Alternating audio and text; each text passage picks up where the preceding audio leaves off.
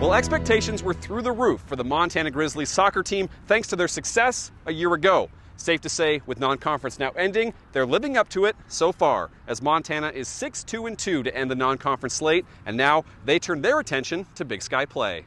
The preseason favorites to win the Big Sky, Montana has had its ebbs and flows this season, but has weathered a number of adversities, namely the injury bug. It's a testament to everybody that's on this team. I remember at Air Force telling them that a lot of people think because we're losing key players that we're not going to be good, but they've forgotten what makes us special, and what makes us special is the depth. Every time one steps out, another one steps in, and that's what we're seeing right now. Just brilliant performances from young players, from people who haven't seen the field for a while. It's really special. A few weeks back, the Grizzlies lost last year's Golden Boot winner Delaney Lushore for the rest of the year. Plus, goalkeeper and last year's Freshman of the Year Ashlyn Dvorak has also been out indefinitely after only playing in 5 games, among many others who have been lost or missed time. Still, the Grizzlies have adapted. I think in the beginning of season for all teams, there's a lot of building and learning from each other, and I think we did a really beautiful job at kind of taking on other people's skills and bringing them into our team and having other players or new players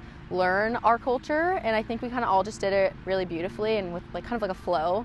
And I think it ended really well. The plethora of injuries was an early and unseen blow, and after being thrown those difficult challenges, the team altered its style of play because of the injuries and has thrived from it. At keeper, Bayless Flynn has shined. Transfers Jen Estes and Chloe Seelhoff have stepped up as experienced leaders, while other young talents have been called upon to fill roles, alongside program staples like Skyly Thompson, Charlie Boone, Maddie Ditta, Reeve Borseth, and Ava Samuelson. It really showed us our strengths and also where our weaknesses lied. I mean, we had to go through a formation change due to injuries, and we were able to adapt. This non-conference schedule definitely tested us more than any past ones, but I think it prepared us in the best way possible. With wins over Oregon State, North Dakota, and Boise State, the Grizzlies have been everything as advertised in 2024. Now, it's on to Big Sky play starting Sunday as they gear up for a run toward November's conference tournament in Missoula. Probably our mentality. I mean, early on we got hit with Wazoo 3-0, and that really shook us up a bit, so we were able to fix our mentality with confidence, and I think we're way more confident now going into conference, which is honestly great. It means everything to have a high confident head going in. We come out,